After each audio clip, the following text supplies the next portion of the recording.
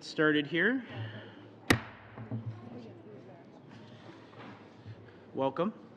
Pursuant to the order of reference of Monday, January the 29th, 2018, the committee is resuming its consideration of Bill C-65, an act to amend the Canadian Labour Code, Harassment and Violence, the Parliamentary Employment and Staff Relations Act, and the Budget Implementation Act 2017 No. 1. Today, the committee will hear from federally regulated private sector employers. Sorry, you got employers. Yeah, sorry, unions. The first, we've broken it into two different panels given the size of the group today. So the first panel is coming to us from the Canadian Labour Congress. We have Mary Clark Walker, Secretary Treasurer, and Tara Peel, National Representative. Welcome. From the Canadian Union of Postal Workers, we have Carl Girouard. Close? Close? Okay. National Union Representative, Grievances. And also from the Public Service Alliance of Canada, we have Patricia Harewood, Legal Officer, and Andrea Pert, Health and Safety Officer. Welcome to all of you, and thank you for being here today. We know we had quite the quick turnaround on this committee, and so we really appreciate you making the time to be here and help us make sure that this bill is as good as it possibly can be. We're going to start with the Canadian Labour Congress. The next 7 minutes are yours. Thank you very much, Chair. That's okay. On behalf of the over 3 million members of the Canadian Labour Congress, we thank you for affording us the opportunity to present our views on this bill. The Canadian Labour Congress brings together Canada's national and international unions, along with provincial and territorial federations, as well as over 100 district labour councils whose members work in virtually all sectors in the Canadian economy, in all occupations, and in all parts of Canada. The CLC supports the intention of this bill, recognizing sexual violence and sexual harassment as workplace hazards and applying a health and safety approach will make workplaces safer. Moving sexual harassment into Part 2 of the Code will provide protection for more workers than are currently covered by Part 3. We applaud extending health and safety protections to workers on Parliament Hill through the proposed amendments to PERSA. We do have concerns, however, with parts of this bill. We are concerned that the legislation does not include a definition of sexual harassment or violence. We're also concerned about the proposal to limit the role of workplace health and safety committees. We must ensure that there are enough health and safety officers in the federal sector, that they reflect the diversity of the country, and that they receive appropriate training. With respect to definitions, we are concerned that this bill does not include a definition of violence or harassment, including sexual harassment. While the narrative of the bill has been about sexual harassment, the legislation does not make the distinction between sexual harassment and all other forms of harassment and violence. It does not reflect that harassment and violence can be a single incident or a pattern of behavior, and that a one-size-fits-all approach does not work. We support a broad definition that captures the full scope of harassment and violence. With respect to the role of the committees, violence at work is a health and safety issue. Applying a health and safety approach to sexual harassment and sexual violence can help make Canadian workplaces safer. The most proven tool in the health and safety toolbox is an effective health and safety committee. Limiting the role of committees the way this bill does will also limit its benefits and will have a negative unintended consequence. In Canada, health and safety law requires consultation and participation by health and safety committees. Prohibiting committees from receiving complaints and participating in investigations as appropriate undermines the foundation and will result in less safe workplaces in the federal sector.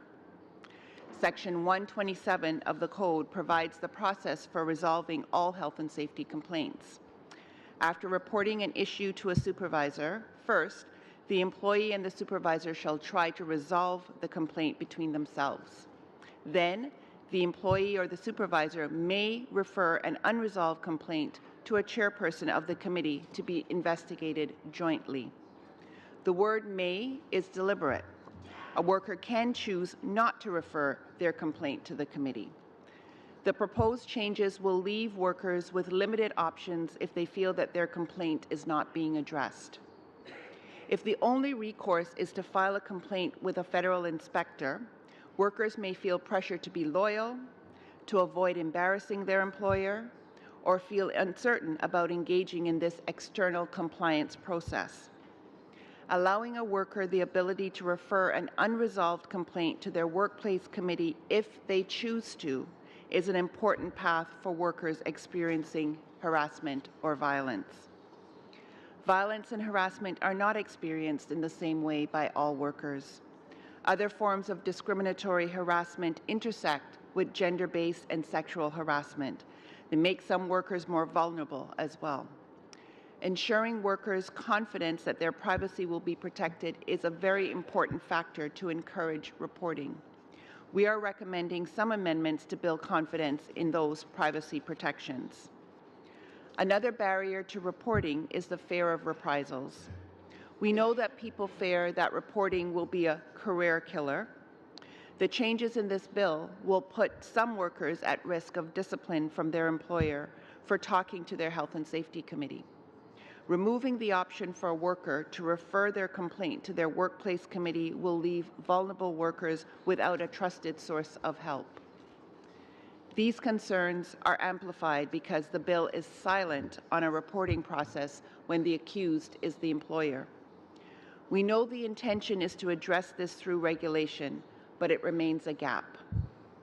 The code also includes mechanisms for health and safety committees to participate in investigations as they deem appropriate. The code does not require health and safety committees to lead all investigations. It is common for investigations to be conducted by a competent person as outlined in Part 20 regulations. Health and safety committees have a role to play in identifying the competent person and ensuring that they are qualified and impartial to the satisfaction of the complainant. They have a role to play in determining the essential component of an investigation. And in some cases, it is appropriate for the committee to conduct the investigation itself. There has also been a persistent decline in the number of health and safety officers in the federal sector over the last decade. We must ensure that a sufficient number of officers are hired and that they receive appropriate training. The inspectorate must reflect a diversity of workers in Canada with respect to gender and gender identity, sexual orientation, Indigenous and racialized communities, and persons with disabilities. The recruitment strategy should reflect this. I want to thank you for listening, and I welcome any questions that you may have. Thank you very much. And now from the Canadian Union of Postal Workers, Carl Girouard, National Union Representative, Grievances. The next 7 minutes are all yours, sir. Merci beaucoup. Je tiens à remercier. Thank you. I'd like to thank this committee for having given us the opportunity to present before you today. I'm Carl Girouard. I work for Canada Post, and I've done so since 1991. I was a postman from 1991 to 2006, after which I began to work full-time for the Canadian Union of Postal Workers, and I am now the National Union Representative for Grievances. I work with Grievances, and I have done for over 10 years. I'm part of the Health and Safety National Board, and I have been there since 2011, and I'm the union co-chair of this committee. I would like to say that at Canada Post, we had different workplaces and work environments. In the 90s, for example, and the beginning of the 2000s, there was the possibility of talking with supervisors, and good sense still prevailed during discussions. Currently, our members no longer feel like they're being treated like humans. They feel like they are mere numbers, mere money.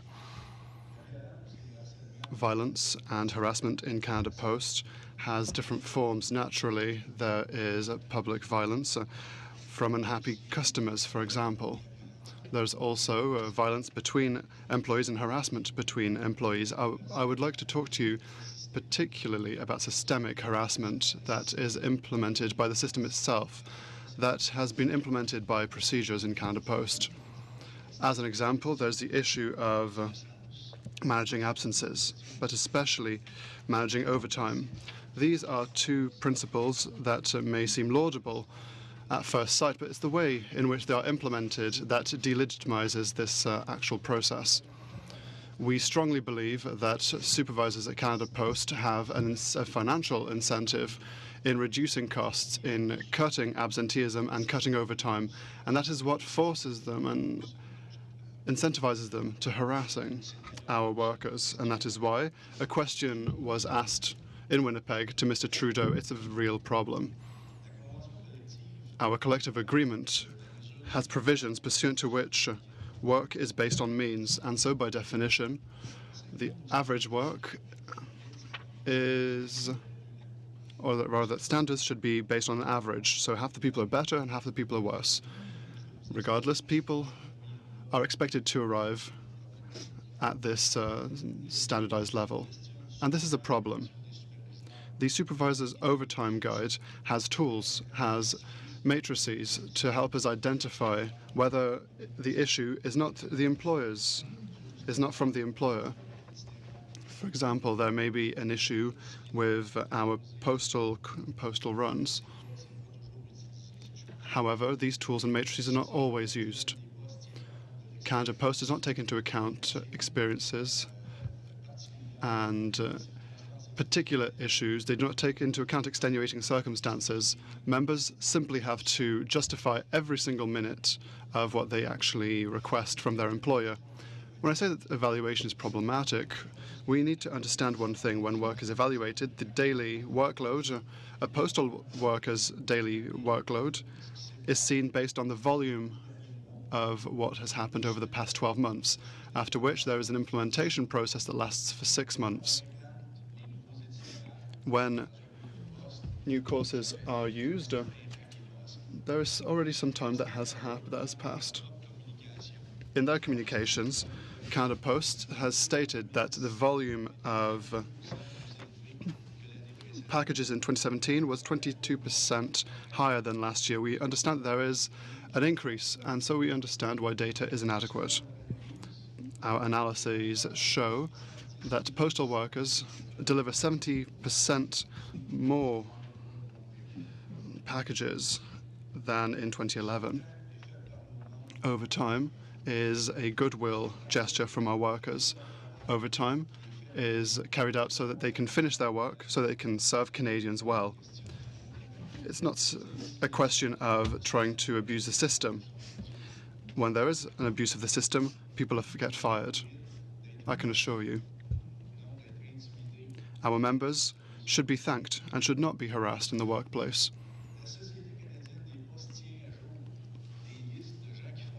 Canada Post has a list of those who do the most overtime, and I can tell you that being on this list makes you a target. Over the past 10 years, since 2008, 2,875 grievances have been sent to arbitration with regards to harassment from supervisors. The Employee Help Program, which is a program whereby postal workers can receive support and can have access to psychologists, amongst other people. 2/3 of requests for 2016 and 2017 from postal workers represented by the CUPW had to do with work-related issues or subjects like social isolation, stress, and even suicide risks. 2/3 of requests. And so the situation is alarming in Canada Post. And so I would like to, although I wanted to take the time to let you know what is going on, and I would be pleased to answer your questions on C65 during Q&A. Thank you.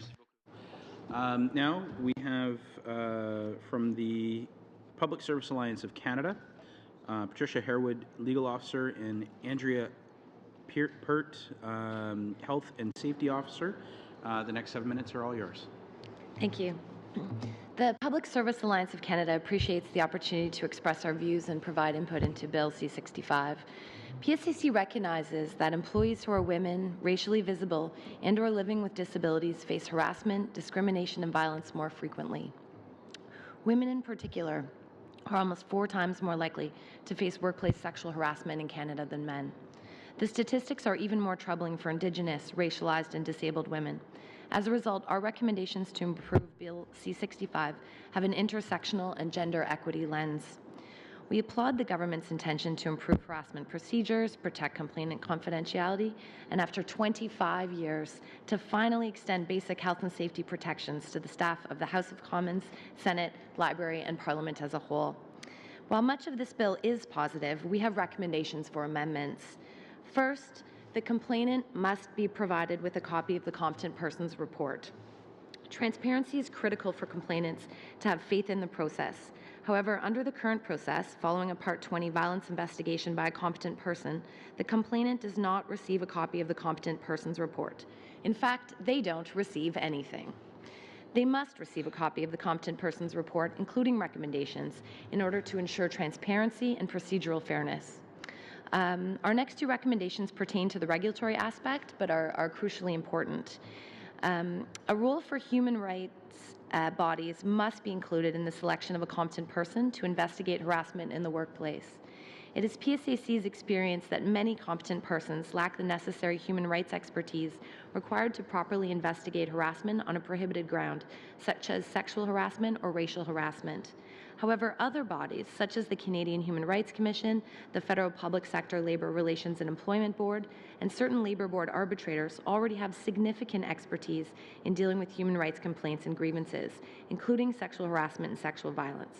Therefore, it is critical that any regulations provide a role for expert bodies, such as the Commission, to provide or recommend competent persons and potentially assist in the resolution of complaints. Next, the regulatory process under Part 20 must not bar or delay our members' quick and easy access to human rights complaints or grievances, which may offer greater expertise, procedural fairness guarantees, and remedies for complainants. These rights-based mechanisms include the Canadian Human Rights Act, the Federal Public Sector Labour and Employment Act, and those in collective agreements to address harassment and violence. More details on those 2 recommendations are included in our written submission. Our next recommendation is to reinstate Health and Safety Committee's role in both receiving complaints and making informed recommendations by ensuring policy committees receive a copy of the competent person's report. Under the proposed changes, the Health and Safety Committee, and therefore the Union, will be excluded from the processes described in Canada Occupational Health and Safety Regulations Part 20. Now, receiving complaints is an important function of workplace health and safety committees. Section 127.1 of the Canada Labour Code provides the process for resolving health and safety-related complaints. After reporting an issue to a supervisor, the Code provides a mechanism for moving complaints through the internal responsibility system for all health and safety complaints, including violence. However, under the proposed change, workers will no longer be able to bring an issue related to violence or harassment to a Health and Safety Committee for help.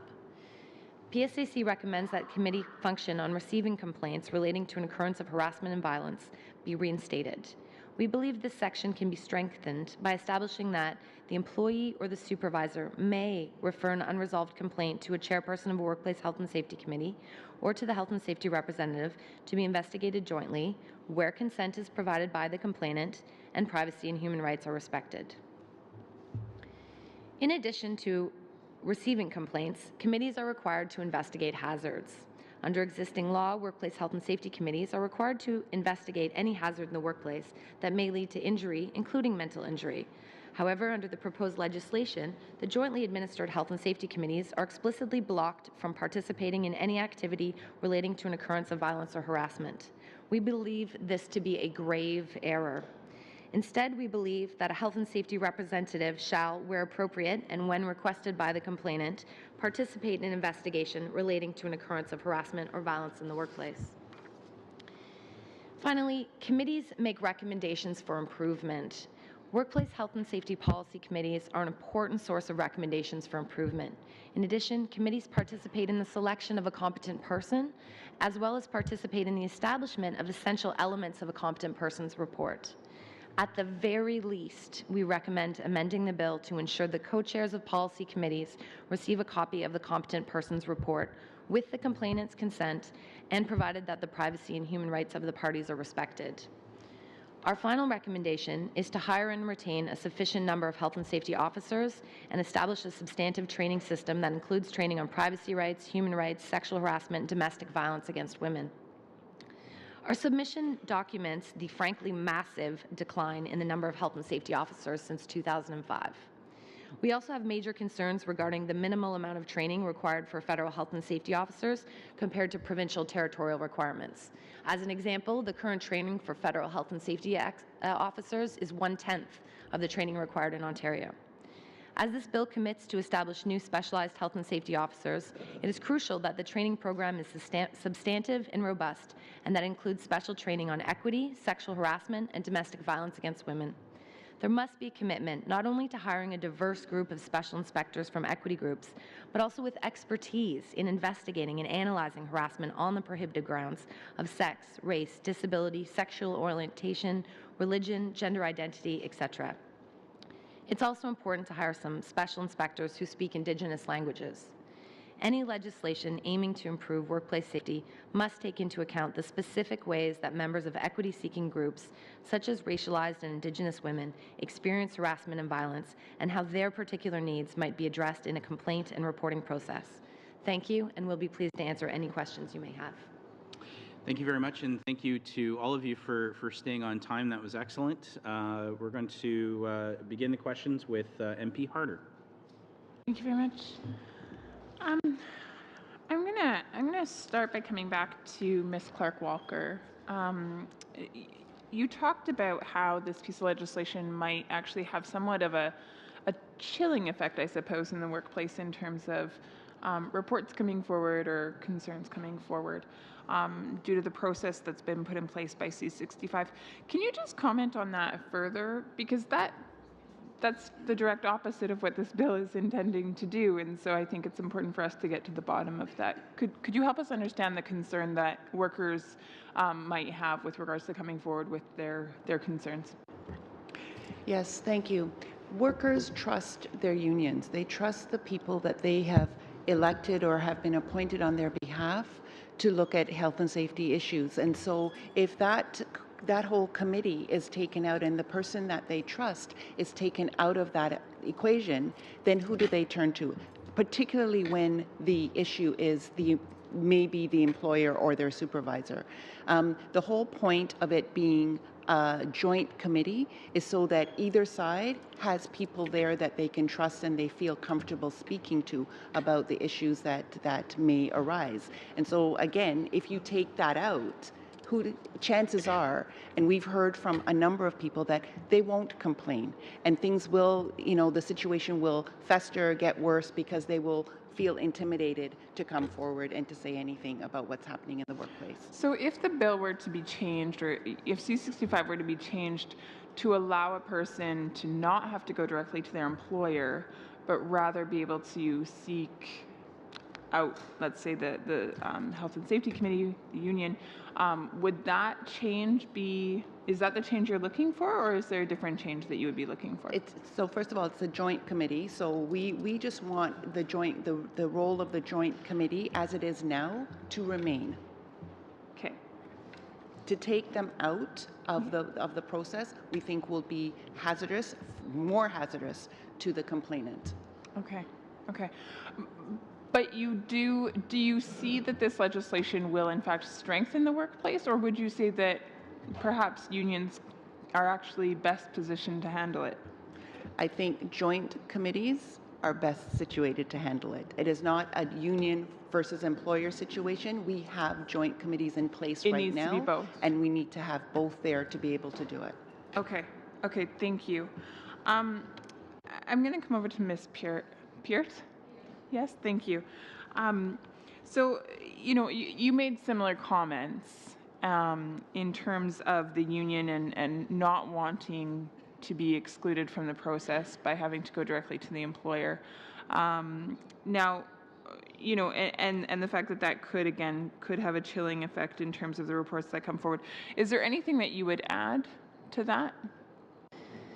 I think I was quite specific in my statements, but we really think that the removal of the participation of the committee, the removal of just having that oversight of even receiving the Part 20 report at the end is really problematic. And I think that those are certainly areas that need to be improved in the bill. But I think it's also worthwhile recognizing that in the current process, the complainant doesn't receive a copy of the report, and I think that's particularly problematic. So if you're in a workplace and you file a Part 20 harassment complaint, it's investigated, there might even be substantive action that's taken, but you wouldn't find out about it.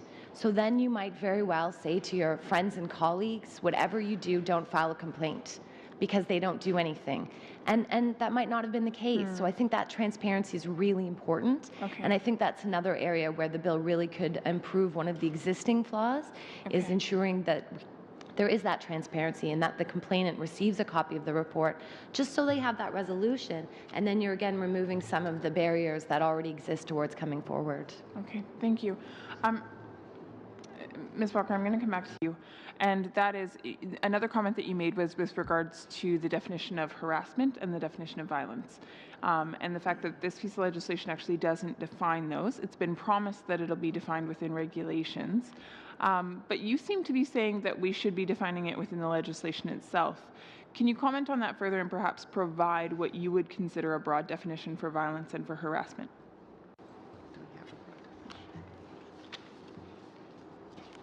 Just finding my notes, because I think we do have an example of the definition.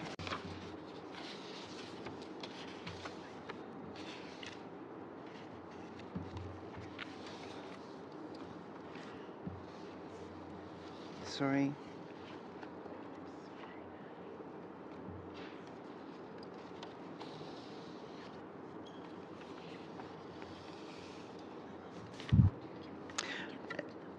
I don't have the actual definition on me. It's in here somewhere, but I can definitely get a definition to you. Can you repeat the first part of the question? Sorry. Sure. Maybe you can comment on why you feel it's so essential that it's a part of the legislation rather than just a part of regulation. Very briefly, please. Because if it's right there in the legislation, there is no mistaking. There's no mistaking what exactly is meant to be by sexual harassment, by discrimination, and it's right there, so nobody can have any other ideas as to what it actually means and what it entails. Thank you. Now over to MP Fraser, please. Thank you very much to each of our witnesses for being here. Perhaps I'll start with Ms. Clark-Walker. You described some of the barriers to reporting, and specifically you talked about privacy and the fear of reprisals if memory serves accurately. And you raised the concern about potentially the circumstance where the complainant is forced to make a complaint directly to their employer. Are there safeguards in the legislation now, or that could be added without eroding the entire structure to prevent that specific scenario from happening? There are safeguards in the existing legislation which allows them to go to their joint health and safety committees to be able to do that. So they don't have to go directly to their employer, or particularly if the employer is the one that's been doing the harassing or discriminating or the violence. Just on the regulation versus legislation piece, and I think both CLC and PSAC had something to say about this, or potentially might have something to say about it. I don't personally have a problem with defining things or laying out the details in regulation, and people may differ on that. But one of the things that came up, I think it was during PSAC's testimony, was the need to give the complainant a copy of the competent person's report to protect procedural fairness. I agree, it makes complete sense to me. Is there a problem with ensuring that takes place by way of regulation after we consult the different stakeholders and put this in place, or is there a need that it gets into the actual legislation?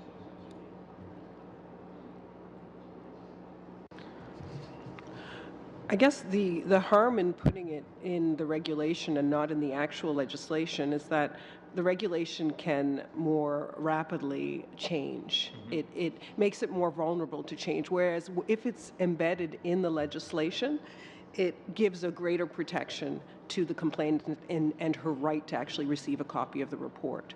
So we would want it to be, where possible, in the actual legislation. Yeah, I guess where I'm coming from, and you may disagree, and I'd be interested to hear if you do, is that to me the legislation serves the purpose of creating the framework with the details of the process to follow by way of regulation, both of which have completely equal application as force of law. So I'm anticipating things like timelines, the process, who gets which document embedded in regulation, and I think we'd find a lot of common ground on what should be in those regulations. But would you have a problem if the protections that you're looking for make their way into regulation, as long as the substance is captured by the force of law? We wouldn't have a problem. We would prefer that it actually be in the legislation.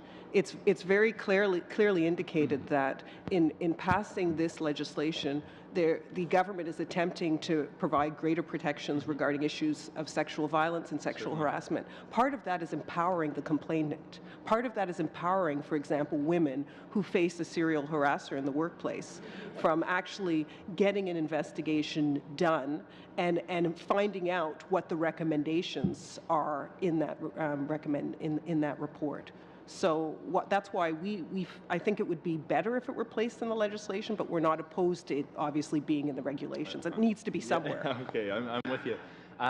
Shifting gears a little bit, I've got a question that didn't really arise from your testimony, but given who you're here on behalf of, I'm quite curious. Complaints process, obviously, for different kinds of harms in the workplace could be embedded in a collective bargaining agreement. Is there anything that you think, any problems with the way the legislation is crafted today that would interfere with the ability of unions to negotiate perhaps an even more robust complaints process? Or is that something that you would be able to do at the bargaining table if you had an employer who was willing to dance? So one of the recommendations we made, as you heard from Ms. Peart's presentation, was that the legislation is silent on how it's going to interact with our collective agreements, with complaints processes that are provided under the Canadian Human Rights Act already. And that's a problem. And so that's why we've insisted that we feel in the regulations, we want to ensure that the complaints process does not delay the complainant's ability to access other recourses which are available to her, which may be available to her under our collective agreements, for example, and in addition under the Canadian Human Rights Act, as an example. Certainly, and my own view is that it would be better to have the complainant be able to choose the process that's most advantageous from the complainant's perspective. If there's these two sort of processes may conflict with one another to some degree, I would hope the legislation doesn't change what was agreed to by the union representatives. How can we embed that in regulation most effectively? Well, for example, we've suggested in our recommendation that there is a role for the Canadian Human Rights Commission, which is an expert in human rights, to participate in the selection of a competent person, right? So that's one example. And that might actually expedite the process, because where the complainant chooses to file a human rights complaint but also wants to pursue the process under the Canada Labour Code, the involvement of a third party, such as the Canadian Human Rights Commission, could help to resolve the process through mediation, for example, through some form of alternative dispute resolution. Okay, thank you very much. You're I think welcome. that's my time. And over to MP Trudel, please. Merci. Thank you very much for your presentations. My first question will be for Mr. Giroir. Earlier on, you mentioned and you said that you would be ready to answer questions on C65, and no doubt you have read this bill. I would like to hear what you have to say with regards to your concerns on the limits of unions' role in the framework of Bill C65. Thank you. Naturally, we are very concerned with regards to the implementation of health and safety committees. C65 bans their participation in the investigation process and they can also not receive any information. We believe that confidentiality is a right, and we know that this is to encourage people to come forward with their issues. But we believe that this should be balanced with a union's need to well represent its members and to have at least some information. It can be limited, but at least they should have some information that allows us to contribute in changing the work culture. We have an important role to play, and we would also like to make sure that investigations are equitable and especially impartial. With regards to impartiality, I would like to reiterate the importance of having a competent investigator pursuant to Regulation number 20, someone who has the skill necessary to carry out that role, but someone who is seen as impartial by both parties. That is a very important point. Employers should not be allowed to investigate themselves. This can be problematic in a number of cases, especially when we talk about sexual harassment and that kind of thing. That person has to be impartial. Recently, we discovered that if competent investigators were to bring the document around the Health and Safety Department, around HR, around the Labour Relations offices before being sent with conclusions, when documents were sent around the office, we saw that amendments had been made. Confidentiality has to exist to protect the victim, not to serve the aggressor, and not to allow them to hide and not allow them to avoid health and safety committees. This argument has already been served back to us and against us, and this is a problem for us. We're also worried with regards to the interactions between C65 and our collective agreements. We have an obligation of representing our members. This can be in the form of support of someone who would like to file a grievance. It could also help someone who's part of an investigation, which we're allowed to do. It can also be the obligation of representing people who are faced with disciplinary measures. We have a lot of jurisprudence that gives us this right. There's also a lot of jurisprudence telling us that we should have access to documentation. And so we don't know what the legal landscape is going to look like if we do not receive more clarifications on the matter. It would be better to have more detail in C65 on the investigative process to find out what the minister's conclusions are. Will we be able to read their decision, for example, if we have to file a grievance against it? These are concerns that we have. We also share concerns with regards to definitions. We are of the mind that this is a fundamental aspect of the bill, and we believe that this should be in C65. Now, I heard arguments with regards to regulation, etc., and I do agree that it's easier to change definitions through regulation than through legislation. It's important to have a very good definition. If it could be possible under regulation, but if it's really within the spirit of C65, then why not include it in C65 itself with very clear and good definitions so that we know that that exactly is being targeted by legislation. Very quickly, you briefly talked about this. There is a current collective agreement and there have been amendments proposed under C65 for the Canada Labour Code. Will these changes have immediate effects on your collective agreement? You talked to us about it, but if you could elaborate a bit more.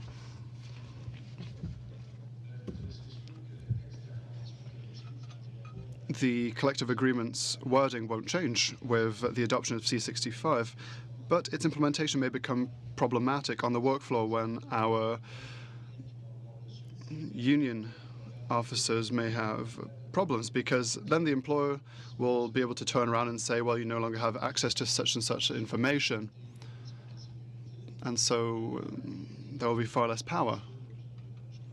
And we are very concerned about this. I believe that we need clear wording in this legislation that would reassure us with regard to this implementation.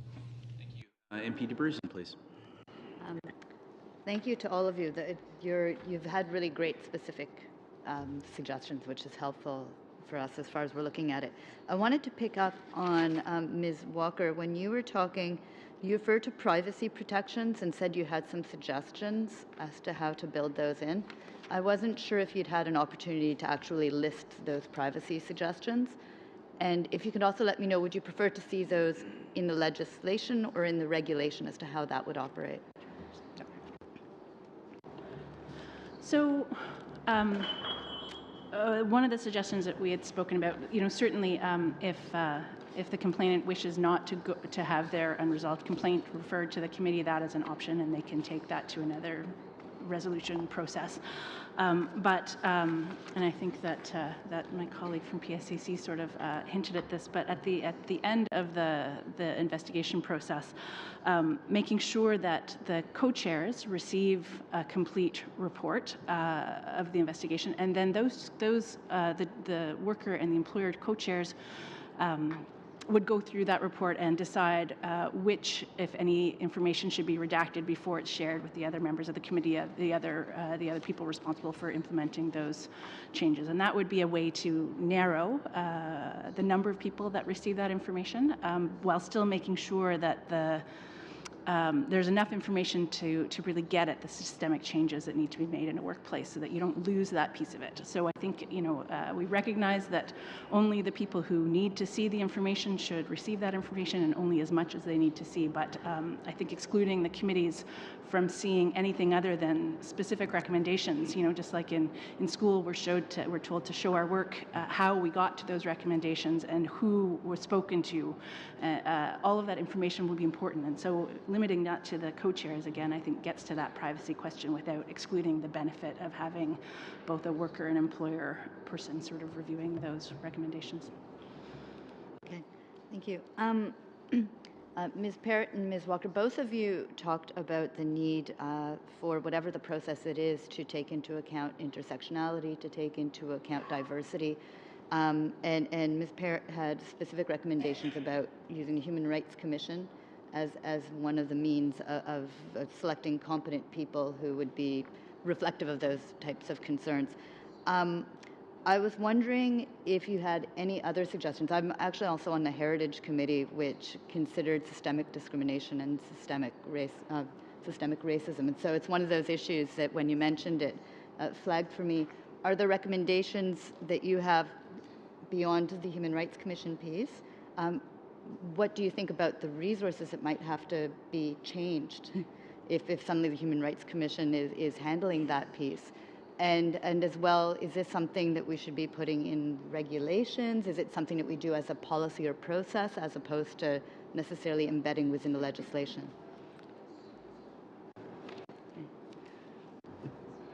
Just full disclosure here, we have been in touch with the Canadian Human Rights Commission and have had discussions with the Commission. So I think certainly in terms of commenting on the budget aspect, it would need to be resourced, but I can't tell you today what that might look like, and I think I would wait for the Commission to make its submissions on that particular matter. I think I did want to speak to the other aspect of our recommendation, and that is that not only the Commission participate in the selection of a competent person, but also that the regulations do not in any way delay the complainant's access to other mechanisms, including the mechanism under the Canadian Human Rights Commission. And the reason why we want to insist on this is that, as you may be aware, these different mechanisms actually provide for different remedies.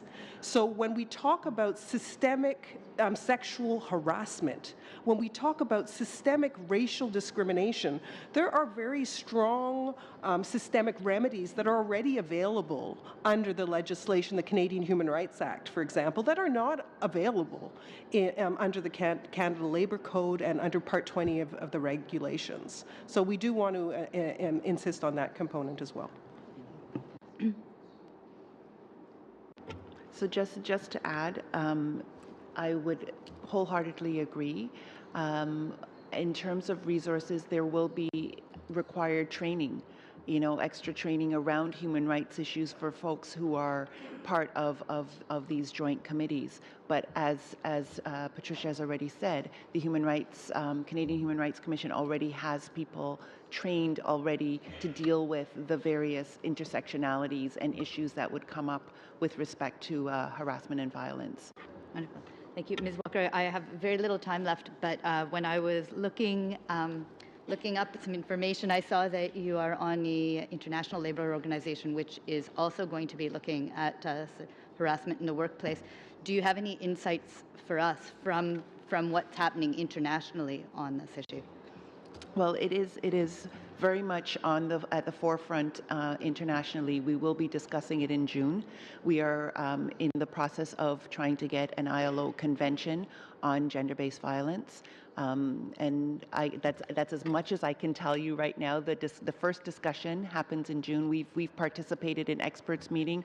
My colleague Vicky Smallman, who's behind me, participated in the experts meeting. And in June, I will be the spokesperson for the Canadian workers. Actually, I'll be the worker spokesperson, the international worker spokesperson, and we'll be happy to provide more information at that time. And we can also send you some of what's already in a document when we do our submission. But that whole issue around tripartitism and speaking to each other when coming up with any kind of documentation, any kind of convention, any kind of law or regulation is extremely important. We need to make sure that all sides are heard. Thank you. Now, MP Vandenbeld. Thank you to all of you for being here and for sharing with us the benefit of your vast experience in this area, working on these very issues.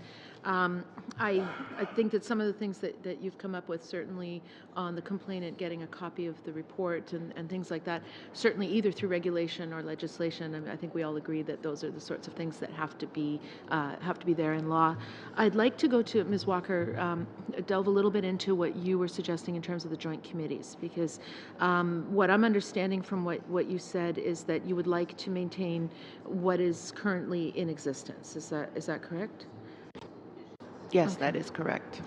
So my concern, yesterday we heard that 22% of people in the public service say that in a survey that they've experienced harassment in the last 2 years, and yet, if I get the numbers right, I think it was 1/3 have not taken any action.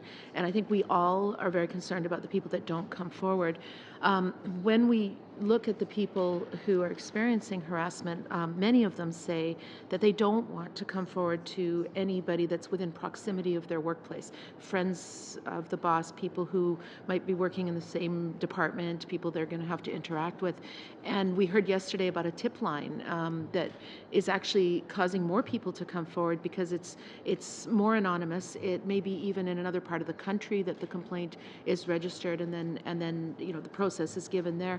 So one of the reasons for Bill C-65 is because the current system isn't working, to have that ability to be able to go external if needed, for people to feel that it's an irony, but I mean, maybe they have more confidence if it's somebody that's not as close proximity.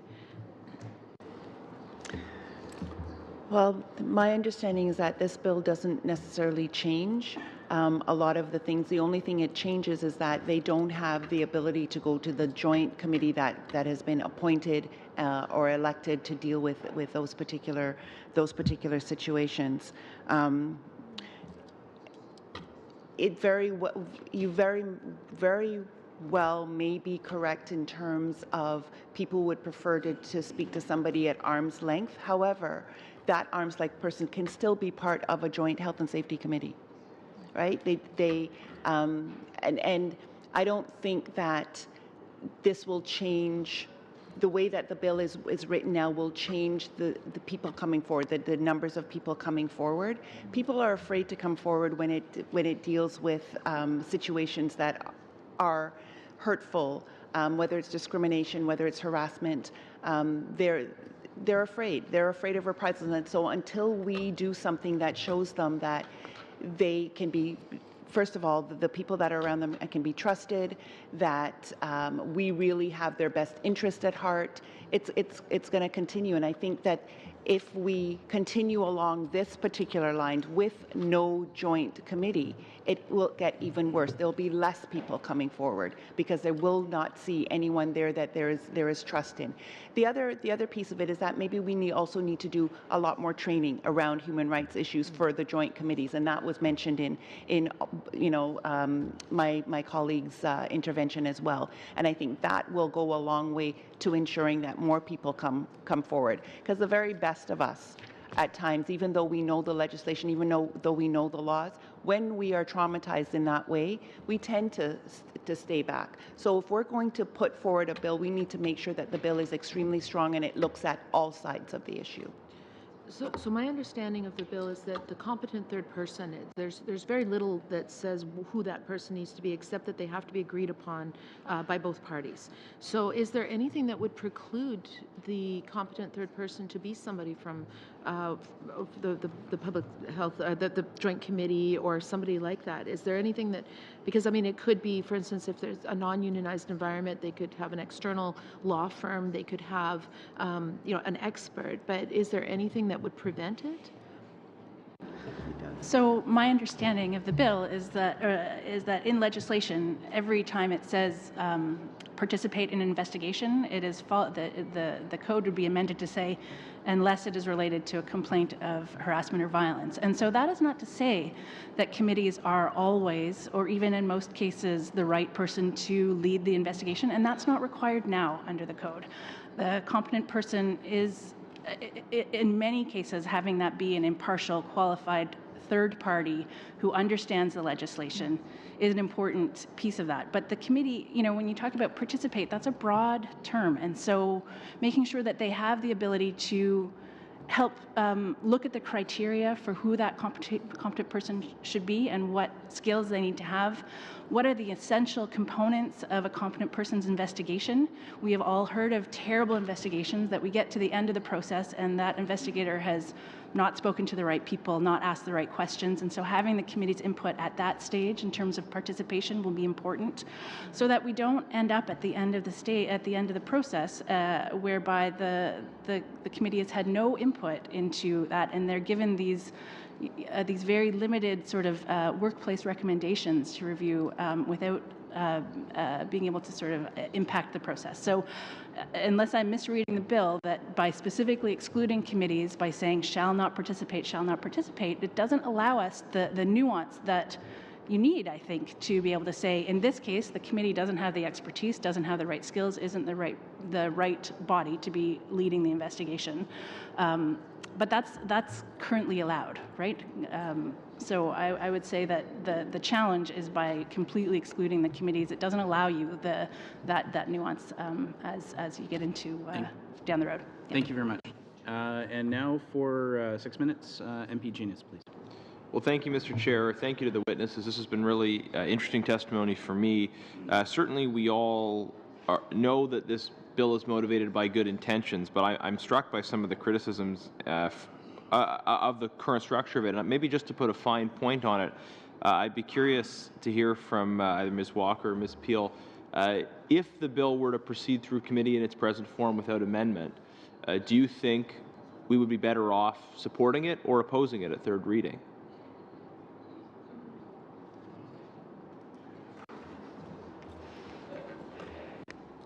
That is a difficult question because there's a lot in the bill that we do support, but there are a lot of things that are missing from the bill that will make it more difficult for the people that the bill is intended to help. So, in our written submission, we will give examples, and I know that PSAC has already provided examples of things that are missing that really need to be there in order to truly assist. And we've already heard that the minister is open to amendments to strengthen this bill, and so we'll be putting forward those amendments in our written submission.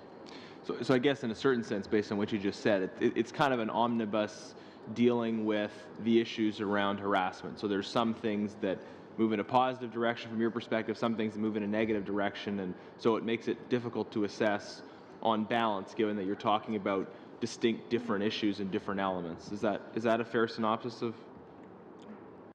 So I think our position is that overall this is a positive bill. There are good things in this bill, and I think with a willingness to be open to amendments to strengthen it, the improving, clarifying the role of committee and ensuring that they are not excluded from the process would make this a pretty strong bill. So I think that that would be our position, that and allowing for the privacy and the human rights element to dealing with these complaints the way that our colleagues at PSAC, those things will all strengthen the bill.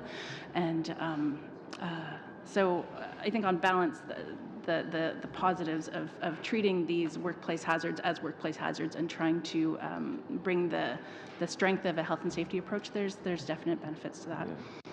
Yeah, I don't want to put words in your mouth at all, so I want to make sure I'm understanding right. I mean, it sounds like what you're saying is there are positive elements, there are negative elements. It would be difficult to assess its net impact in present form, but you're optimistic about the prospects of it being a positive bill if amended in the appropriate way. Is that? I see you nodding. Yeah? I think that's fair, yes. Okay, all right. Can I zero in a little further on this issue of definition?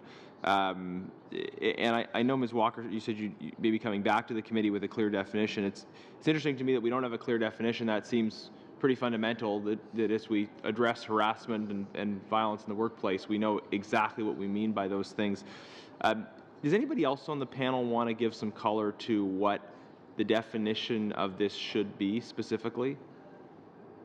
Can I just say that the current Ontario legislation has a pretty good definition, and there's also a definition in part of the Canada Labour Code already. So we need to make sure that that is infused into this piece of legislation. But there are areas in the country already that have pretty good definitions of sexual harassment and violence. Okay. Do you have any of those definitions with you, or I guess it's easy for us to find after the fact, so thank you. I guess part of why I asked this question is jumping over to Mr. Drouillard. You were talking about harassment that exists in Canada Post, and if I understood you right, you were talking about harassment in terms of the way in which absences are regulated. Did I understand you right, that you thought that the way in which employers were responding to absences from the workplace could be considered a form of harassment? Absolutely. Most of my presentation was on overtime, the overtime portion of it, but it's all in the way of threatening, about further discipline, about threatening up until dismissal, these sort of things. So it is really the way that they do it and the way that they threaten people that's being a problem. So from your perspective, if an employer says to an employee that based on absences, a certain record of absences, this might lead to dismissal, that could constitute harassment? Am I misunderstanding that, or is it maybe in the tone in which it's presented? Well, I'm going to give you an example. When we're dealing with sort of a template process, and when they're talking about a 3-day absence and we're threatening to fire you for innocent absenteeism, and we're offering you EAP for a cold, these sort of things, you see that the process is not really serious, and the threat at the end of going to further discipline and going to these things. But I got to tell you that the main portion of harassment that we're seeing is more on the overtime piece of it than on the absenteeism control, let's say. I guess, for me, that I just further underlines the importance of having a clear definition, having a clear understanding of what exactly constitutes harassment. I think that's my time, Mr. Chair. Very More close. You had okay. about 5 seconds left, but I'll that actually takes us to the top of the hour. We do have to suspend briefly to switch panels, but I do want to thank you for being here today and helping us make sure this is the best piece of legislation we can produce. So thank you. We're going to suspend no more than 2 minutes, guys, so don't wander off too far. Suspend.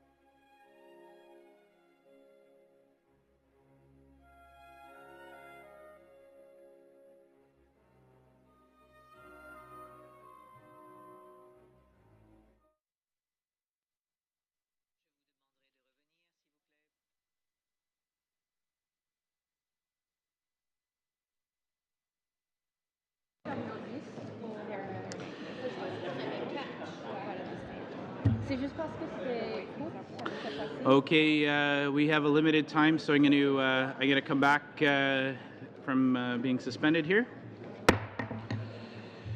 Welcome to the second panel.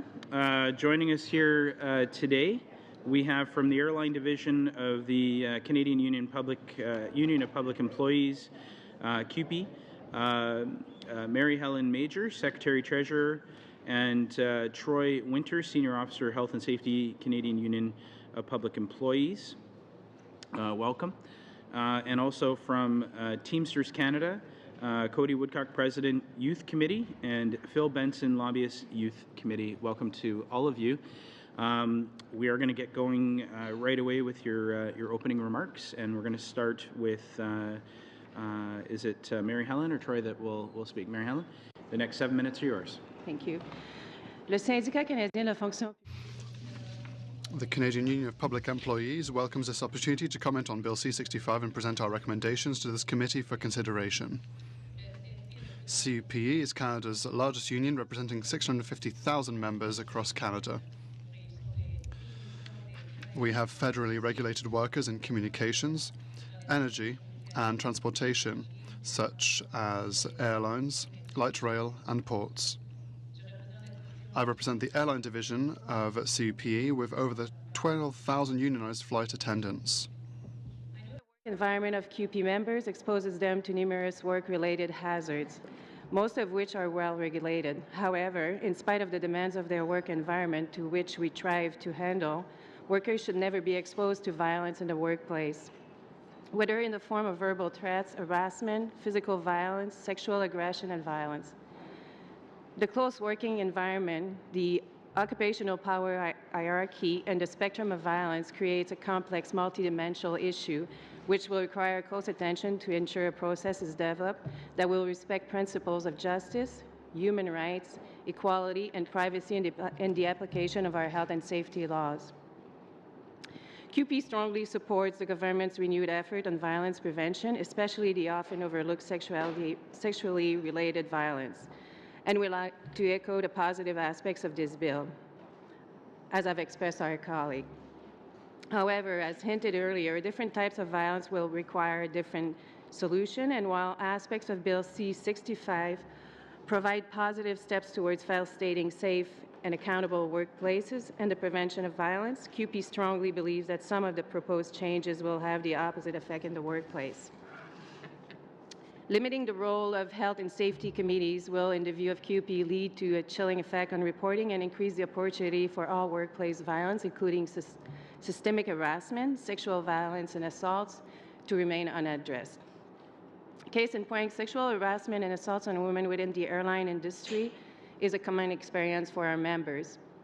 Heavy-handed management tactics, flawed policies, and flight crew power dynamics causes our flight attendants to be very hesitant to report. Frequently, members will come to us for help but wish to remain anonymous. In our experience, it's not only the shame of being a victim that keep them from coming forward, it's the fear of reprisals. Even after we explain how we can help protect them, they are reluctant to go through the process in fear of experiencing victim shaming and blaming, having to face their aggressor, and potentially losing their job as a result of a poorly conducted investigation. They have no faith in the system's ability to protect them from traumatization and further abuses. In fact, CUPE members have in the past reported incidents to the union, but have prevented the union from moving forward for fear that they will lose their job or that their eligibility for promotion would be reduced. Ensuring workers do not experience reprisals from their employer when they report violence, allowing access to their health and safety committees if they choose to, and built-in support and transparency for complainants are crucial factors in reducing barriers to reporting. The role of health and safety committees is therefore, in the view of CUPE, essential for incidents of sexually based harassment and violence. Thank you. So we've heard the words of all the parties and spoken with the dedicated staff of the Labour program. I truly believe that everyone here wants to reduce violence. However, Bill C-65 proposes changes to the internal complaint resolution process that ensures incidents of harassment and violence will not be brought to the Joint Health and Safety Committees for investigation or resolution. Additionally, by changing sections under 134, 135, and 136, the bill reduces the investigative duties of committees and representatives. This is a departure from the rest of Canada, where health and safety law is defined by a concept known as the internal responsibility system, where employers lead with the participation and consultation of health and safety committees. CUPE has always contended that when violence happens in a workplace, regardless of the type, the Health and Safety Committee should be involved at an appropriate level so that they are able to determine the systemic breakdowns that allowed the violence to occur. For all hazards, health and safety is practiced in Canada jointly with employers and workers through the internal responsibility system. Violence should be no different. If the changes to the ICRP and the duties of the committee under Bill C-65 take effect, workplace harassment and violence will be handled solely by the employer alone. As Marie-Hélène has stated, our flight attendants frequently deal with harassment, but we know, and we also hear in the news, of flight attendants being attacked while working on the airplane. We also know the potential for violence for all of our border guards, our postal workers, armored truck drivers, many in the federal service. Why would we change the law to stop the committee from investigating these incidents? Who is better positioned to help make the skies safer than the people on the committee who actually operate these flights? In the case of sexually based violence and harassment, why would we remove the one legal route that could provide a trusted non-managerial source to help victims and survivors? The Minister of Labour has stated that the goal is to prevent violence, respond when violence occurs, and to provide support to survivors. It's CUPE's position that one of the best vehicles to accomplish all these goals is through the existing Health and Safety Committee structure. We implore the committee to recommend amending Bill 65 to allow health and safety committees to do their job around all forms of violence, and we look forward to your questions. Thank you very much. Thank you, sir. And now from Teamsters Canada, Mr. Benson, I believe you're going to start us off. Thank you, Mr. Chair, and thank the committee for having us before it. My name is Phil Benson, lobbyist Teamsters Canada. With me is brother Cody Woodcock. Teamsters Canada supports Bill C-65 and endorses the Canadian Labour Congress submission. Today we will not discuss the bill in our presentation, though in the question and answer we look forward to discussing issues such as the difference between legislation and regulations and the role of unions at the workplace. Instead, we are seeking an addition to the bill to make mental health awareness and support mandatory in workplaces. We propose language for the bill, which you have, suggestions for regulatory change, and a standard. To be clear, we are not legislative drafters. Teamsters Canada welcomes any language the committee deems appropriate to reach the goal. Make it mandatory. Thanks. I'm Cody Woodcock, proud Teamster member, coming from the rail industry out of Red Deer, Alberta. I currently serve as the Teamsters Canada Youth Committee President. I'm honored to speak on behalf of the 120,000 Teamster members across Canada and for all Canadians battling mental illness. In 2015, Teamsters Canada Youth Committee embarked on a social media campaign called Make It Mandatory in order to convince government to take action on this issue. The campaign began in response to the Edmonton Hub Mall shooting in 2012, where an individual turned on his coworkers, shooting 4 and killing 3 of them. Our committee member was a coworker at G4S at this time. It was realized that not only the shooter was in need of help for his mental illness in the workplace, but something needed to be done for the victims left in the aftermath of this tragedy. Teamsters Canada is concerned that workers and their employers do not receive all the assistance they need in the workplace to stop the stigma and to prevent, accommodate, and support individuals in the workplace who suffer from mental illness. The Youth Committee created a 7-part web series that has been viewed over 2 million times. I encourage all of you to take the time to view these videos at makeitmandatory.ca. We are fortunate in our videos to have Prime Minister Justin Trudeau, Thomas Mulcair, Elizabeth May, Murray Rankin, Stephen Fletcher, and Roger Kusner express their support for taking action on mental health in the workplace. The cause has support from all political parties as if illness affects people of all walks of life. We have gained support by meeting with over 50 MPs here on the Hill, as well as back home in our own ridings. We have been supported by the Mental Health Commission of Canada, the United Way, Military Minds, Respect Group, and the Canadian Mental Health Association, as they too see the need for action. In the rail industry, sadly, the reality of my job is crossing fatalities and accidents occur far too often. My coworkers and I must come to terms with having a hand in another person's death. Everyone deals with this tragedy in different ways, but often feel they don't have the supports in the workplace to navigate through these issues. The result can see individuals turning to different vices to temporarily numb their pain, or are forced to leave the industry as they struggle with mental health. Our goal now is to propose an amendment to start the conversation on how to include mental health initiative to Bill C-65. The bill seeks to prevent incidents of harassment and violence in the workplace and to protect employees from these behaviors. We would like to see it go further to protect to protect workers by ensuring everyone has access to support to them in their workplaces. The stigma is still very present, and the government must force discussion about mental health in the workplace. We need all parties to acknowledge mental illness as a disease, and as is no different than any other illness which causes physical damage. By adding the definition of health to Section 122 to state that health is a state of complete physical, mental, and social well-being, would make it that mental health would be formally considered in existing rules and be better protected in the workplace. Thank you. Thank you very much. And starting us off with questions, MP Harder, please.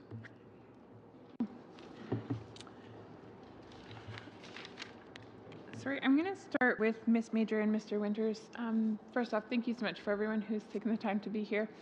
I think we would all agree that there certainly is need for further action within the workplace in order to make it a safe place for everyone. And so I think the intentions of this legislation are good, and that's what I'm hearing you say, but then there are also some concerns that you're bringing to the table.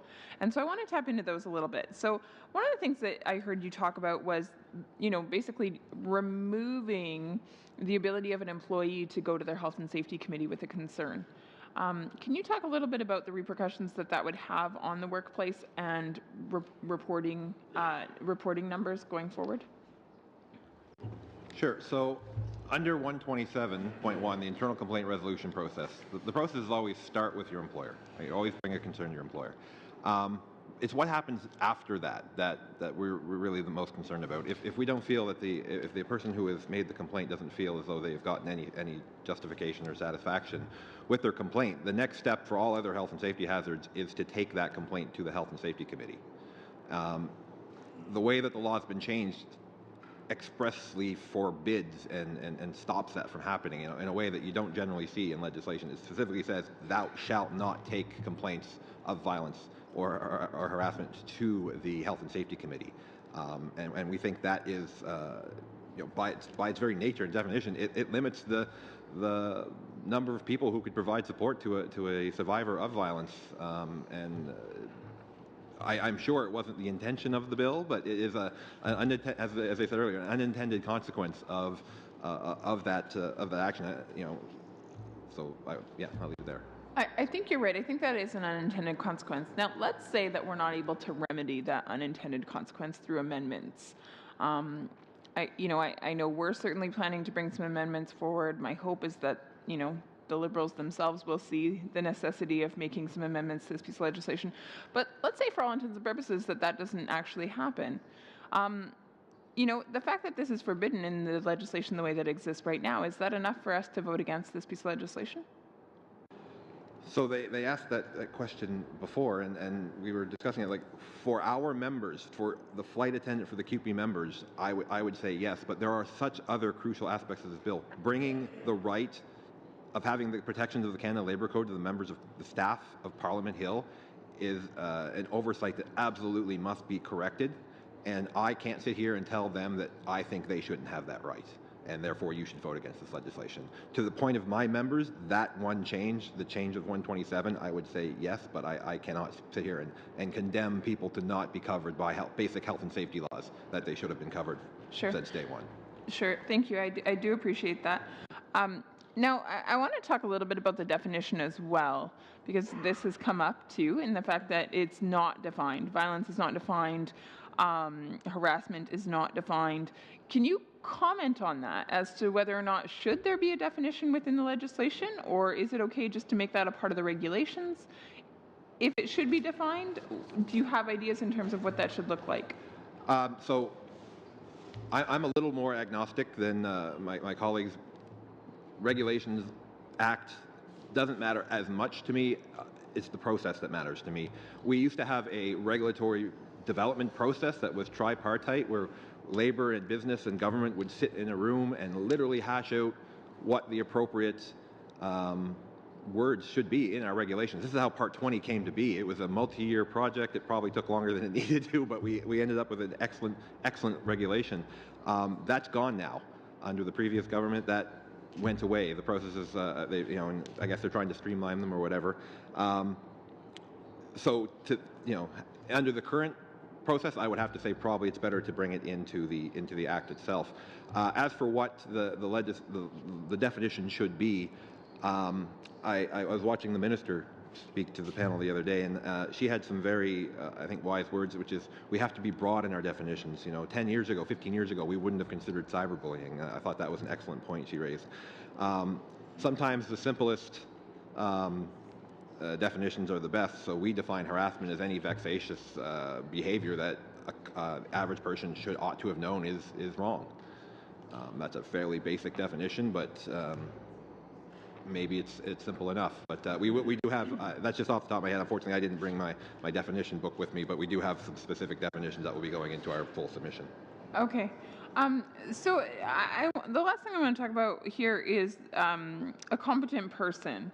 So, all right, so a competent person can be put in place, but right now it's not clearly defined in terms of the qualifications that competent person should have. Does that concern you at all? Not as much. The debate around the competent person, it's not just competent, it's also impartial.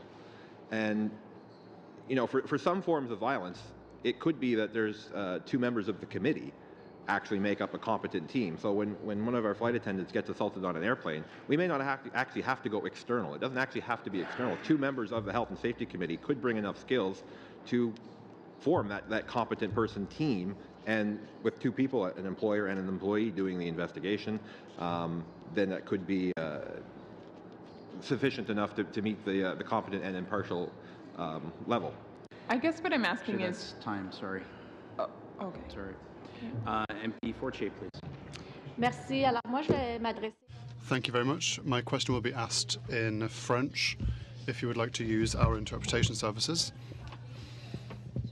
We talked about the investigation process and the complaints process. I would like to talk about prevention and a cultural shift.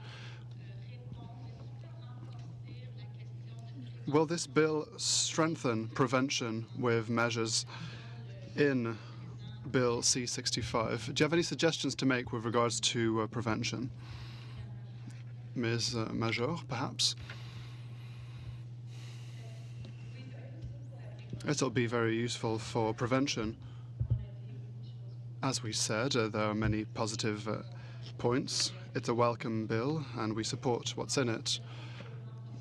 Is C-65 good, or does it have to be strengthened? Do you have any suggestions to strengthen what's in the bill that we're studying here today with regards to encouraging a culture shift? Because we agree with the idea that we have to have a culture shift, but with regards to prevention, could we strengthen something in Bill C-65?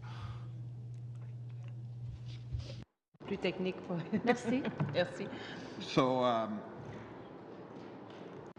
the bill itself, the change under the requirements of the employer, that's an excellent change.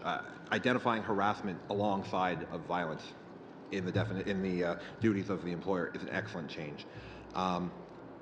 The very fact that we're debating this on parliamentary floor is an excellent change, and brings and raises the awareness of this issue. So I believe that in and of itself is very, very beneficial. As for specifics that would improve, honestly not something I thought too much about.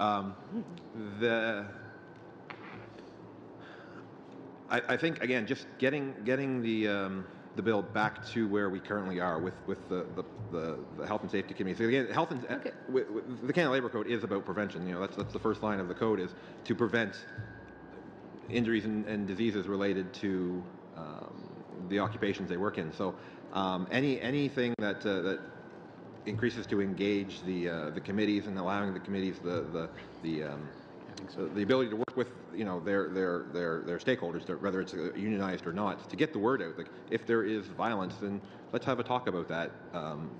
So I guess getting back to the existing way things are would be. Can I interrupt just quickly? Can you when you have your microphone, can you just have it away from the mic? They're just getting some feedback behind me. Will do. Thank you. Woodcock ou Monsieur Benson, est-ce que vous avez des commentaires? Do you have anything to add, Messrs. Woodcock or Benson? If somebody's kicked this around a bit, there's a big difference between legislation and regulations. Over the past 3 decades I've been doing this, more and more people say, we'll deal with it in regulations. Fact. What you say here, what your intention here, what the minister says in the House means nothing.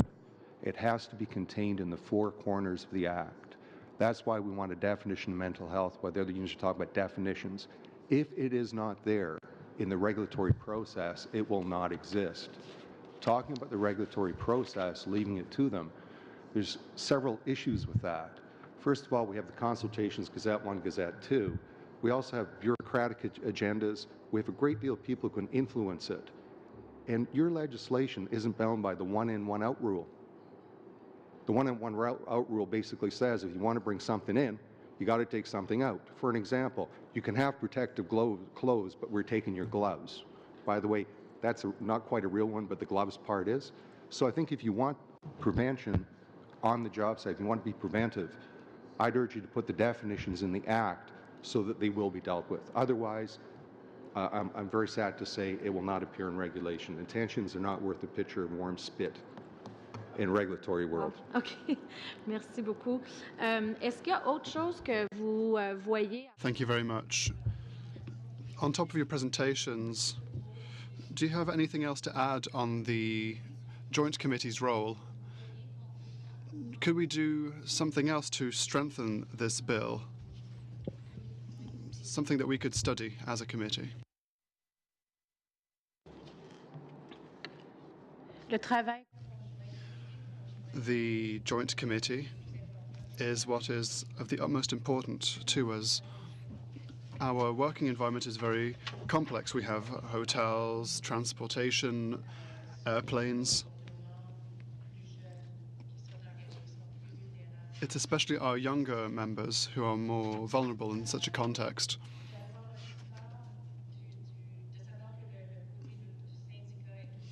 Knowing that the union is just as present as the employer is good. It's very complex as well on the employer's side because there is business to do with contracts with hotels, and through that we can suffer from a number of assaults. The passenger is a customer, they have to be protected. When we talk about power struggles, there are also power struggles between pilots and the crew. Sometimes pilots are in charge, which is logical, but very often investigations begin in a sphere that is out of our control. Sometimes it's a pilot, which is a different sector. Sometimes the problem comes from the hotel, from passengers. And so we don't have a follow-up. We don't have any guarantees that the work has been undertaken and that our side, the victim, has been taken into account. Trudel, please. Pour vos présentations très intéressantes. Thank you very much. I will be speaking in French for my questions. My first question is for Messrs. Woodcock and Benson. Thank you for the excellent work that you have undertaken for the Youth Committee. I would like to hear more from you after your presentation. What amendments do you have to propose? For example, with regards to the definition of health and safety pursuant to Section 122. I would like you to explain to us why it's important to act quickly and why it's important to include this definition if amendments are accepted. Thank you very much, Madame Trudel, and also a big shout out to Sherry Benson for helping us in a lot of her work. When we viewed it, there's many different ways to take it. And this definition is actually quite soft. In other words, it doesn't put out a lot of details.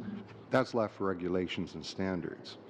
Our position was quite clear, as I stated to the other member. If the definition is not there, if it is not included in the Act, then our ability to address this issue simply will not be able to address the issue. So this is just health is a state of complete physical, mental, and social well-being. You have that. Section 122 is where we thought it would fit. Any other language you want to come up with would be great. We also had an amendment to the Canadian Occupational Health and Safety Regulation, I guess in the regulatory world, just adding 3 words, and mental health, to Section 19.1. And also the Canadian Standards Association already has a wonderful psychological health and safety in the workplace standard. We thought, well, that would be a great addition too. Basically, if we do not have a definition like this in the Act, it simply will not be dealt with in regulation or in any other way that we could find. So again, if you listen to Brother Woodcock from the tragedy that this occurred, the stigma of mental health is extremely bad. It's stuck with us. And I think on this issue, you have to look at the support we had, not just from politicians.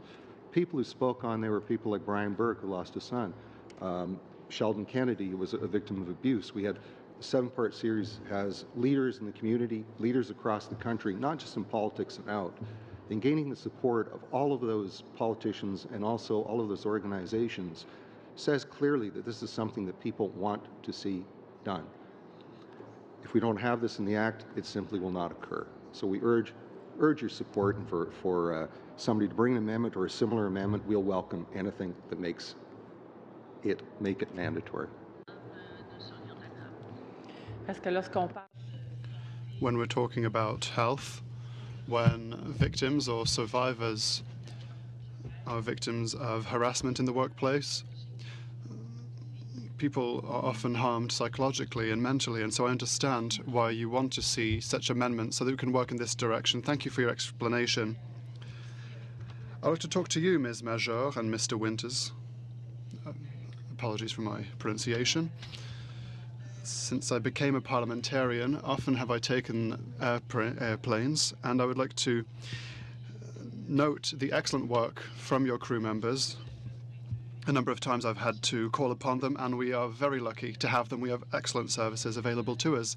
I had many images that came to mind when I heard you speaking about our air hostesses, in particular when they are in the plane, when they are alone, often with male pilots. And very often they have to travel and stay in hotels. And oftentimes they have to stay overnight abroad. I would like to reiterate for you the importance of including such an amendment for the Health and Safety Committee so that it be enabled to deal with complaints. Over the past number of meetings, we've had recommendations that we should receive copies of the report. What do you have to say on the matter?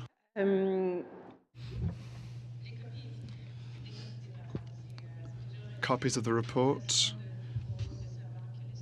Receiving them is a way for us to be aware of what's going on. We don't necessarily have to receive all privileged information. We simply want to know that something has been done and that people are dealing with it and that it's being done in the right way.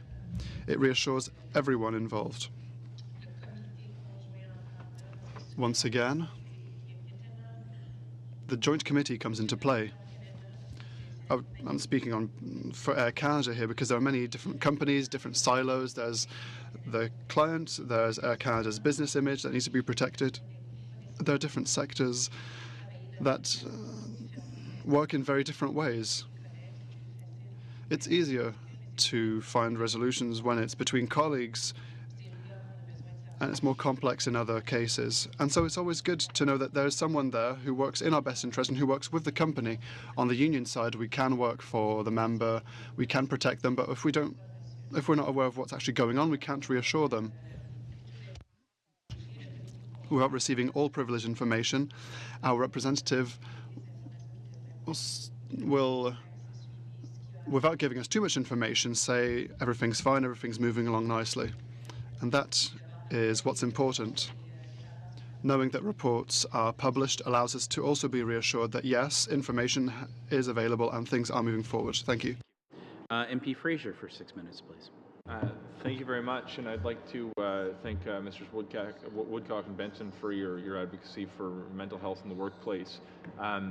Obviously, this is a major priority for just about everybody in Canada, and the uptake we've seen has been very positive over the past decade, really. Of course, there's more work left to do. Under your proposed amendment, I just want to get an understanding of how this would actually work. Who would bear the responsibility to make sure the mental health supports are there? My mind usually goes to sort of government programming. This belongs in a budget, not legislation. But here you're suggesting the employer should have a mandatory obligation to provide the support. Is that accurate? Yes. If you look at you have the document. Also looking at Section 91, the Occupational Health and Safety Code, which is workplace, and mental health. So it becomes part of the workplace committees. So it's a matter of getting it into the hopper, where that isn't something, as we discussed, it's being implied. It's kind of there, but to actually have the definition, this is what you have to have, and it has to be in the workplace committees, means it must be addressed under the law. And why is the employer sort of in the best position to provide that sort of suite of support services? Well, I think it's workplace committees tripartite. I mean, not tripartite, but Sure. The two parties. So clearly, we have good employers, we have bad employers in between. This is a workplace issue, and in work there's three parties, I guess. There's the employer, the union, of course, the worker. So it's something that on the workplace is something that governments just aren't in. That's our job. That's what we're in. It's the best place to have it. It's the best place to deal with. It's a workplace issue. Canada Labour Code Part 2. It's ideal fit.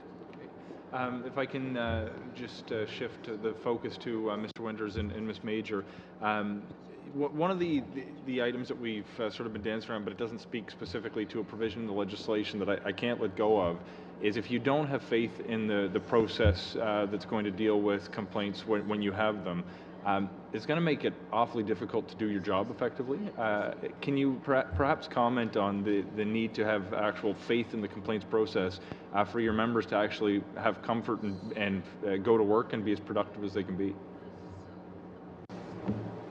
So you're absolutely correct.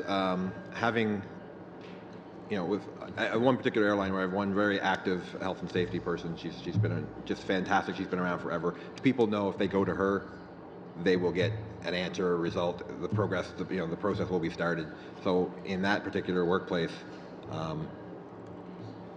it works much better, and they have the faith because they know, they can go to a place where they will get a positive result. So that's part, it goes directly to our concern about removing the health and safety committee members out. Like, there will be this lack of one less resource. So just before I go back to Mr. Benson, who I think has a comment on this, you described the need to sort of avoid the situation, or essentially to maintain the ability of somebody to go to health and safety committees. We heard previous testimony that says since 2005 there's been an incredible reduction in the number of health and safety officers. It strikes me that without making sure that we're well resourced with the people to actually do the job, maintaining the Health and Safety Committee, it would be a paper tiger. This is something that wouldn't restore faith if there's not the people to actually do the job. Is that fair? So, yeah, with less HSOs will lead to less enforcement. At that point, they're going to be prioritizing the most egregious flaws. The worst of the worst is what would then start to be. I think they'd have to start marshalling their resources to those most egregious. So yes, more HSOs. As we've seen in Ontario, they hired a lot more inspectors. They call them inspectors in Ontario. They hired a lot more inspectors. All of health and safety was improved. So more health and safety officers within the federal public sphere would improve all health and safety, including violence. And Mr. Benson, I think you had a comment on the previous line of questioning. What do unions do? We're sort of creating an artificial line here on a workplace committee. When a worker has a grievance, there's different routes they can take, but one, of course, is health and safety to that committee, if not to a job steward for a different process. At the end of the day, when you're cutting off the workplace committee from the workers are already feeling sexual harassment, mental illness, whatever, isolated and alone, that nobody is speaking for them, nobody has their voice. So when we're involved as a union, it's not just there, it's what we do. Everything from ensuring that the person receives all the benefits, support, and help professional that they have, Somebody's on their side, somebody's working for them. Throughout an entire process, whether it's unemployment insurance, Canada Pension Plan, early retirement, or you're going to get a pit bull like me coming to see you, knocking your door saying, we're serving you. All of that is a service that unions provide to members. And when you say artificially, because it's, and I agree for privacy reasons, if a person chooses not to, that's fine. But to say in law that we're going to cut what a union does to protect membership off, to me is just wrong. I've just got 30 seconds left, so perhaps instead of asking a question, I'll give an invitation. There's one issue that I raised in the last with the last panel about making sure the legislation doesn't interfere with the collective bargaining complaints process. If you have suggestions on how we can ensure that that doesn't occur, I'd welcome you to submit suggestions through the clerk. But I believe I'm out of time. Thank you. Thank you. MP de Bruzen, 6 minutes. Thank you to all of you. It's interesting to hear this conversation as it develops. And one of the things that's comes through across all of the hearings we've been having is the concern about reprisals being in harassment, something that makes it a bit different perhaps from other types of occupational health and safety situations. Concerns about reprisals and the need to protect privacy. And so with your suggestions about going to committee, I'm wondering, do you have any suggestions about how we can ensure privacy within that situation? Because it's more people within the workplace. So how do we make sure that people's privacy is being protected in that situation? If I could put that to Mr. Winters and Ms. Mejar. Yeah, so I would argue that the committees are doing this work now. Committees get sensitive information all of the time, and they don't immediately run around the workplace telling everyone about it. The information may be more salacious because it's sexually driven in nature or harassment, but it's no different than what the committees are already doing, and I think for the most part they're doing it quite well. We have a very good understanding within our committees. Like, unless there's a particular hazard that they have to let us know about, what happens in the committee where they develop their recommendations and their resolutions, that's committee work. It stays within the committee, and so I would argue that is the system that is. So one or two more people knowing, when it gets you to a better resolve, we would argue isn't necessarily the something to be too concerned about, because we are doing that now. Absolutely. Just to add to this, like you said, it's already happening. If they come to us, the union, we have more specific details maybe, but when it goes to the health and safety, they don't need to have all of they don't necessarily, we just share what needs to be shared so they can work on the case.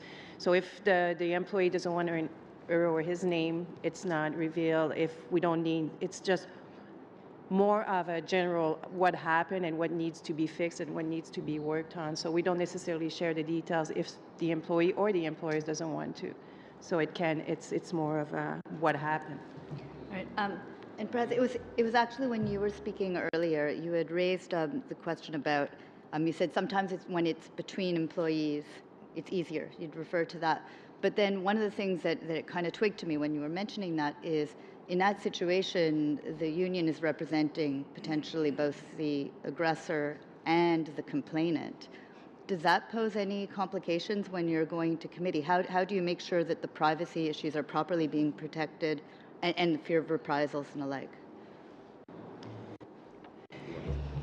Well, in my experience, in the employee in our department, if it's two of our members, it's easier because we can, on our union side, we can split, and it doesn't get out. Usually, that's what the bigger problem is in those cases, when it's taken away from you. And if it's two of our members, it's not taken away from us. We address it and we deal with it, and we have the information. But it's when it involves a different department, pilots mainly, and then it goes there and it goes away. We don't know if it's gone. It's out of our hands, and all we get is we're taking care of it. Just very briefly, because I do have something I want to follow up on that. It's a matter already being dealt with. Privacy laws apply to us, fiduciary duties, internal workings of unions. If somebody wants to go talk out of school, they're not going to be an officer too long. It's things that we deal with today. These are conflicts that occur. How we deal with it, we deal with it now. It's not anything new. at all. And I think the aspect of the person having the right to choose is probably positive. But if they choose to come to us, then all the tools of a trade union must be available to be used. We don't know if we don't know. And we have a duty under law. We have a legal duty to make sure that we represent the person fully and not arbitrarily by a law saying you can't do this. Okay, thank you. So one of the things that struck me was yesterday when we were hearing from witnesses, we were hearing about how there was a tip line that had been put in place. I believe that was Corrections Canada. And suddenly the number of cases being reported went up considerably. And so the question is, because when we're looking at this, we're doing a bit of a retrospective too about what hasn't worked, what can be better. And we know that a lot of cases aren't being reported right now. And so how can we improve that to make sure that people are feeling safe to report it? And are there any issues with the way that things are currently structured, say with committees, that would be making people feel less likely to come forward? Within the legislation itself, and I guess this could actually go back to another answer from before, what could we improve?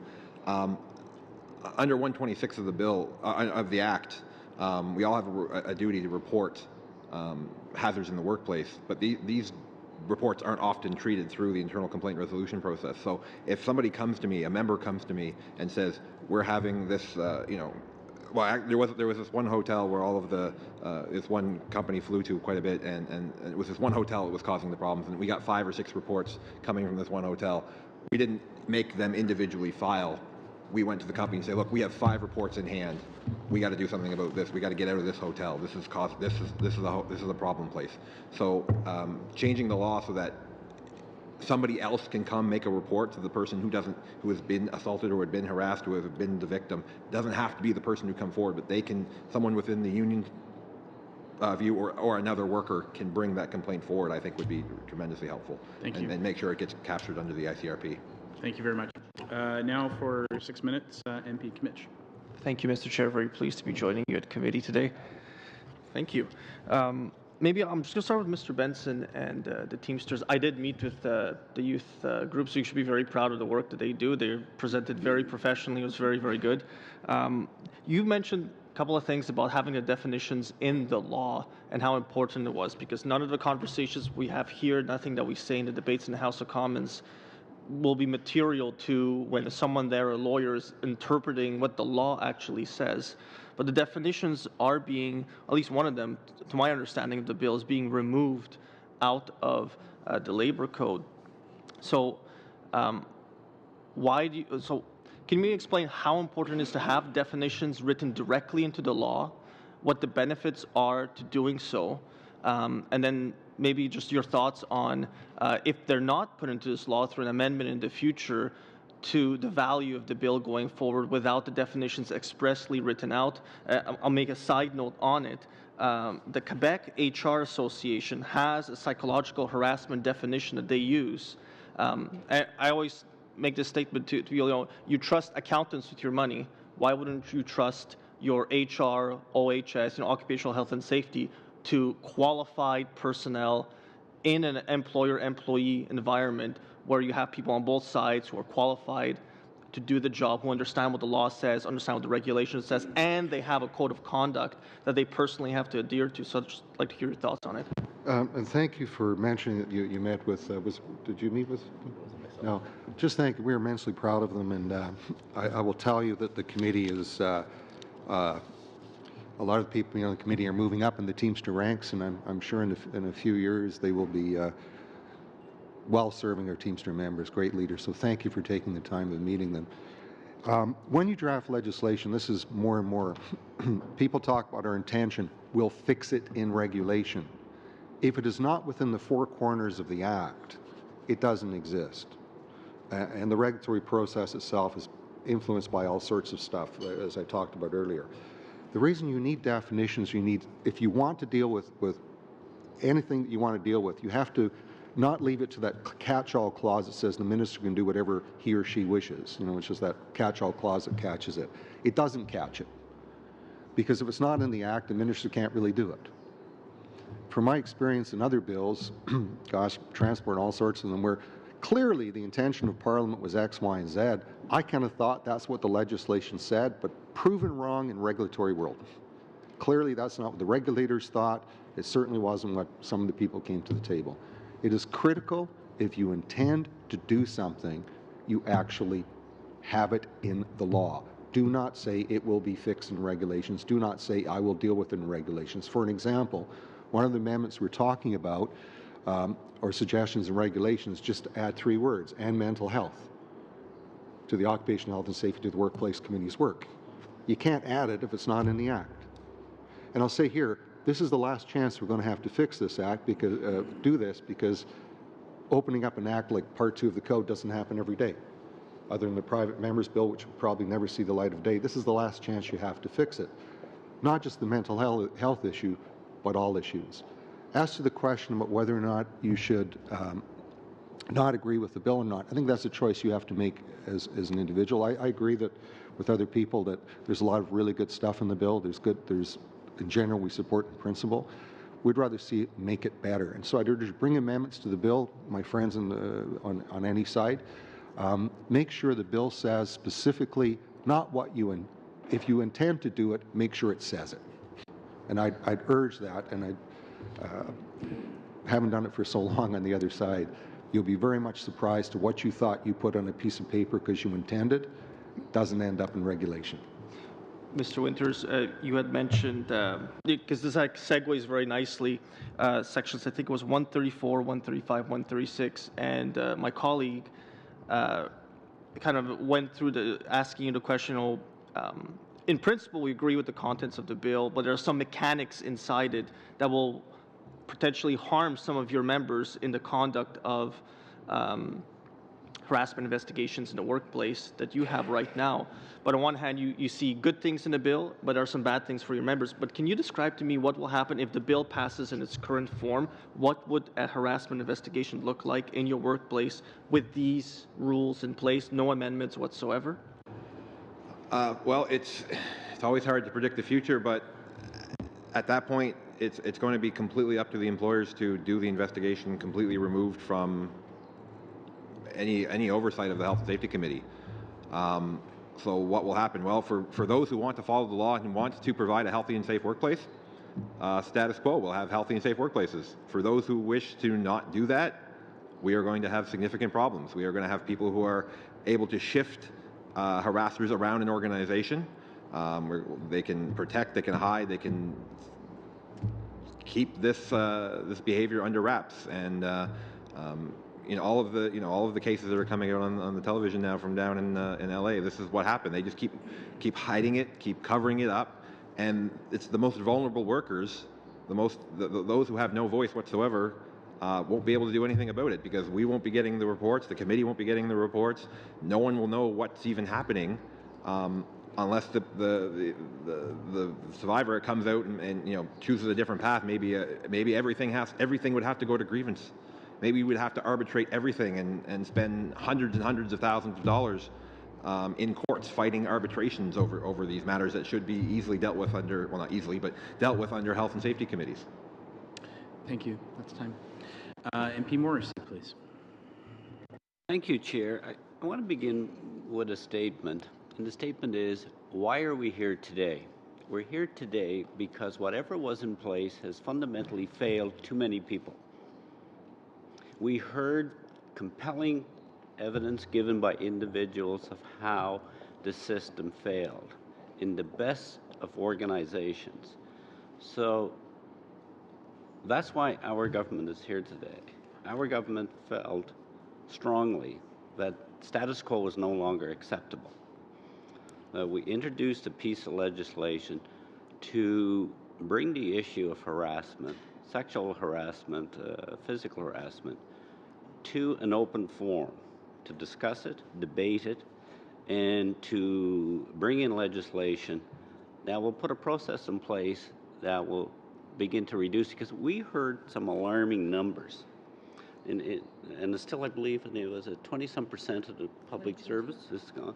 We heard within the RCMP, when it became more open, it went from 400 to 4,000 issues. So, and I want your comment on that. I sense from a number of organizations there was a lot of push to protect the status quo. Status quo has not worked.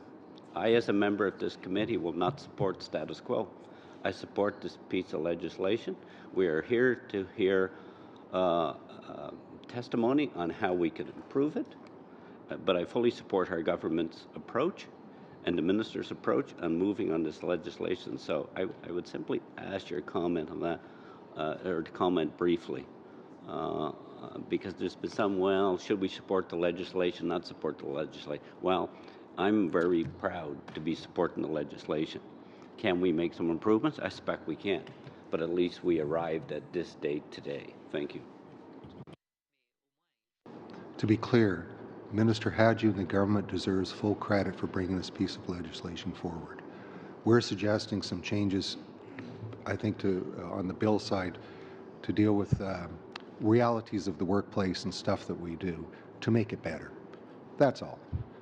It's something that must be dealt with. I mean, on the mental health, one Canadian 5 suffer. Estimated cost $51 billion each year. 49% of people suffer depression, have never seen a doctor. 50% of Canadians would tell their would not tell the co-worker that they have mental illness. 72% would talk about cancer. That's the reality for people with mental health. All the problems in the work. That's why we want this added to the bill too, is to make it better. This is something that had to be dealt with years ago. It's something internally and unions have been dealing with. We've had our mental health and physical and sexual harassment policies in place for quite a while. It's something as organizations we are dealing with. We support it. We just urge you to make the small changes needed to make it even better. But full credit for bringing it and dealing with it, and deal with it quickly. I would also add, we greatly appreciate what the government is attempting to do here. Adding harassment into Part 2 of the Canada Labour Code is huge. It's only three of the words of the entire bill, but it's huge and will make a significant difference. We will no longer have to have the argument whether or not committees should be talking about harassment, as long as we fix the other part where committees still get to participate. That is significant, and we commend the government greatly for making that change. We got to remember the Part 20 violence regulations have actually only been around for 7-8 years, and we've been working our way through the courts, deciding exactly what all those words actually mean. And we're just getting to the point now where the labor programs release documents on how to interpret this law and how to implement this law. So it's just that we're finally getting the ground underneath us to know how we should be working through these processes.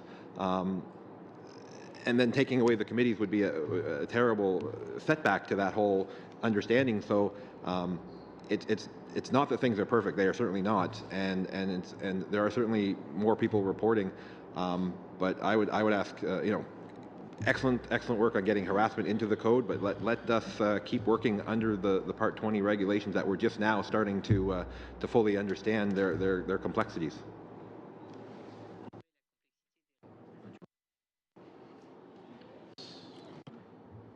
Okay. Well, we only have about a minute and 10 seconds left, so I think we'll shut it down. I want to thank all of you for being here today. I think that given the speed in which this legislation is moving through this House, I think you can see we are taking this incredibly seriously. And we still have a lot of work to do to make sure that this is the best piece of legislation that we can put forward. And I appreciate you clearly have helped us today and given us some stuff to think about. So thank you very much. We to the committee, we will be breaking, obviously adjourning today, this morning. We will be coming back at noon sharp. So we have about an hour break. There will be lunch provided at noon, or it's at noon. And we'll be finishing up our day this afternoon with the next panels. Thank you again. Thank you all to those at the back, and I appreciate your help today.